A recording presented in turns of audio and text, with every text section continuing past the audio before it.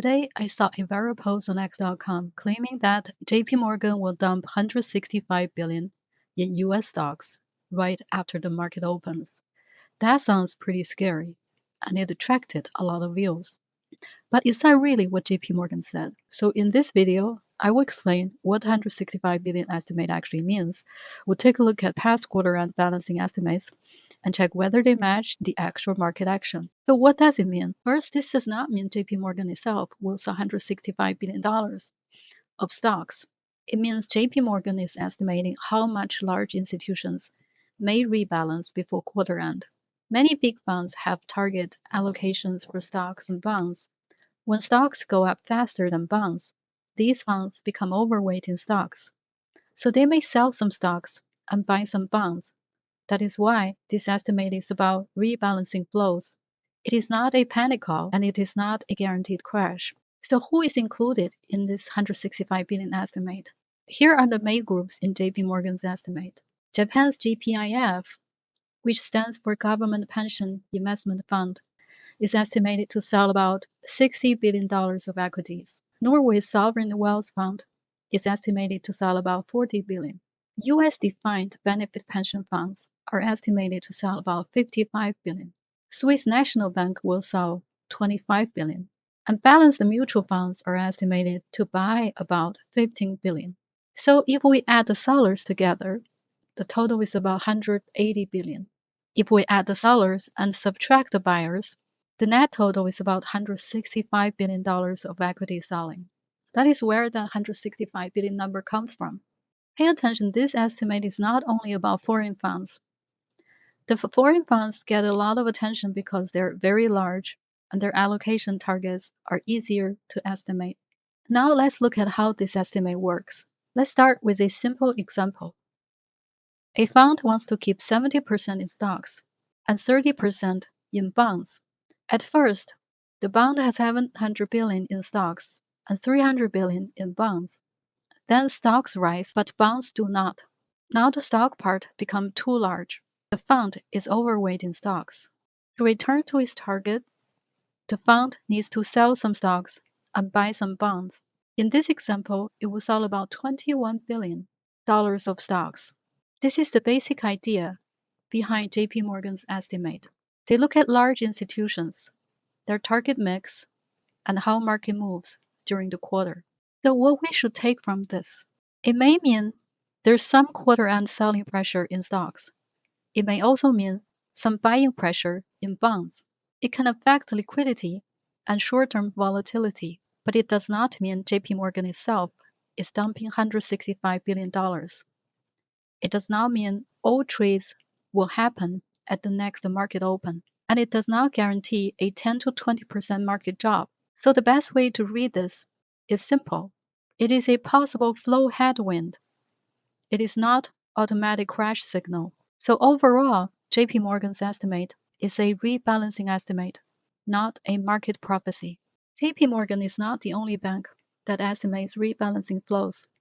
Goldman Sachs, Morgan Stanley, Nomura, UBS, Citi, and others also publish flow estimates. Goldman is very influential, especially for the U.S. pension month-end flows and the short-term systematic flows.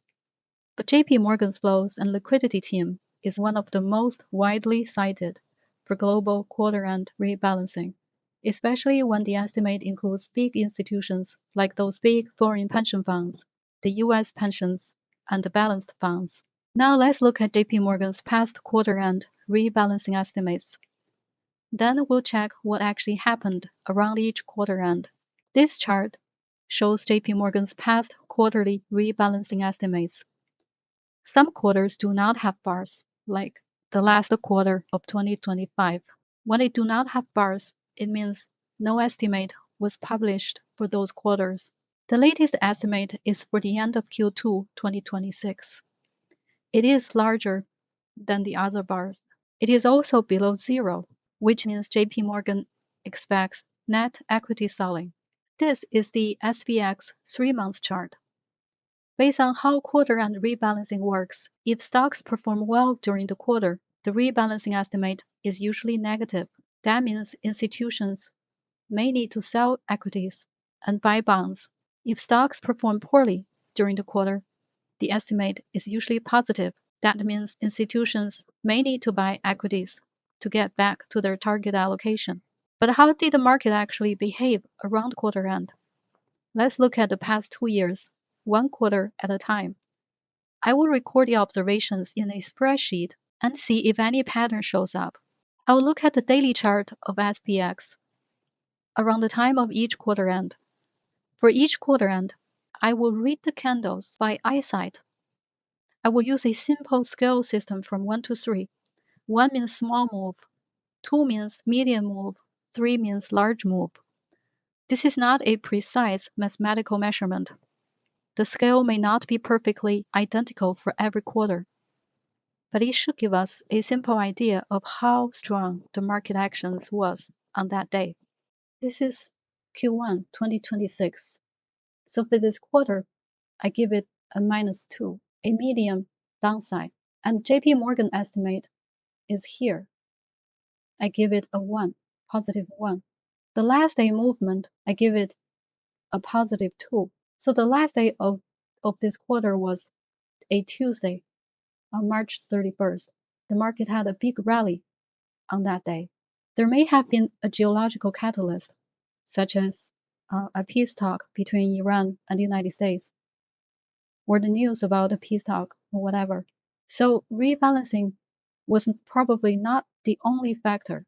However, as Marcus and Mayhem pointed out, March 31st, on that day, market liquidity was very low.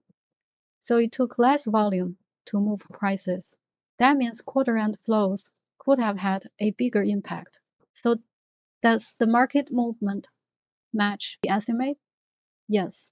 I also record the last week movement.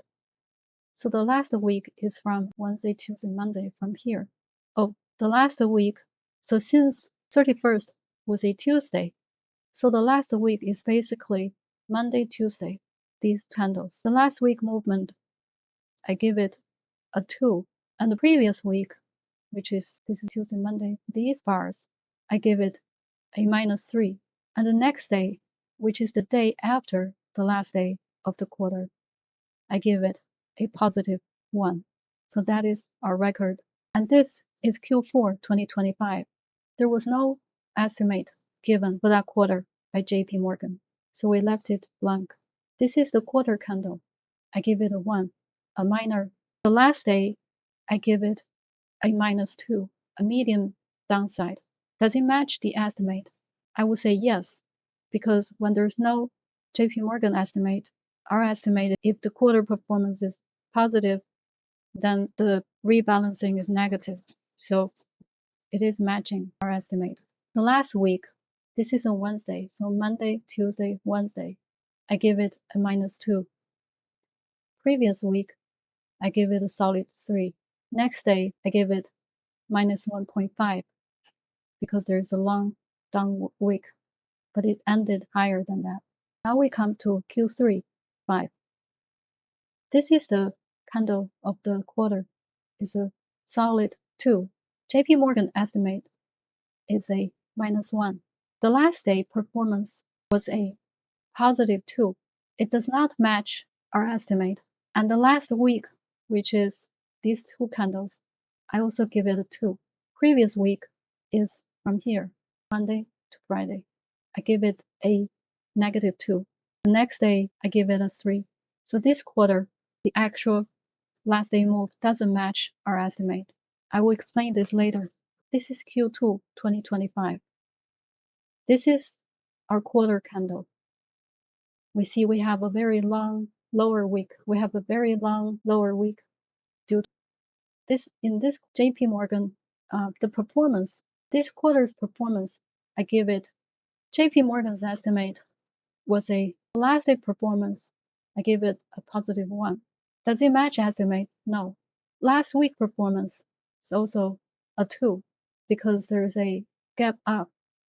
These are either a 1 or 2. The previous week was a solid 3. It comes all the way up from Monday to here. And the next day is a 0.5. So for Q2 and Q3 2025, JPMorgan's estimates were negative, but Both quarter-end days still closed positive. This means the rebalancing selling was not strong enough to push the market down. There were probably other buying forces in the market. For Q2 2025, the market had just rebounded strongly from the April sell-off. Some investors may have missed the dip and then chased the rally. For Q3 2025, the market was also strong, helped by earnings, AI optimism, and expectations for lower rates. So even though quarter-end rebalancing may have created selling pressure, broader buying demand was stronger. This is a good reminder. Rebalancing flow is only one factor. It does not control the market by itself. Q1 2025. The quarter performance, I give it a -2. And JPMorgan's estimate was a solid 3. And I also found the number. It was 135 billion equity buying, close to this, minus 165. The last day performance, I give it a 2. Does it match the estimate? Yes. Last week performance was also a 2 since the last day was a Monday. The previous week, I give it a -2. The next day performance, I give it a 1. Q4 2024. The quarter performance, I give it a 1. And JPMorgan estimate is a -1 or 2. The last day performance was a -2. Does it match estimate? Yes. The last week performance, give it a -3, a -3, because the last day was a Tuesday, Monday, Tuesday going down. The previous week, I give it a 0 because Tuesday, so this week is basically comes down to where it started. The next day, after the last day, I give it a -2.5 since there's a long lower week. Q3 2024. This is the quarter performance. I give it a 2. JPMorgan's estimate is a 2.5, and the last day performance is a 1.5 since there is a significant lower week. Does it match estimate? Yes. The last week performance, same 2.5 since the last day was a Monday. Previous week, give it a 1. There's a slight upside. Next week, the next day, I give it a -2. Well, you may notice that the performance was positive and the estimate, the rebalancing estimate was also positive. This looks surprising because stocks had a quarter. But bonds also had a strong quarter as yields fell. And JP Morgan's estimate is based on large global institutions, not just the S&P.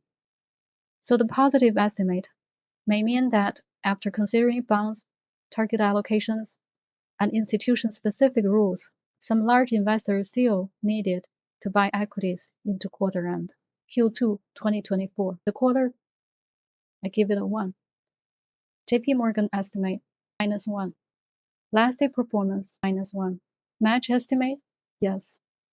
Last week, this is a Friday, so the last week starts from here. Monday, Tuesday, Wednesday, Thursday, Friday, Thursday, Monday starts from here. So it's basically a 0. Previous week, the 1. The next day after the last day, I give it a 1. Q1 2024. The quarter is a 2. JP Morgan estimate is a -2.5. Last day performance, 0.5. Match estimate, well, it's a yes or no. No, because it's positive, not negative.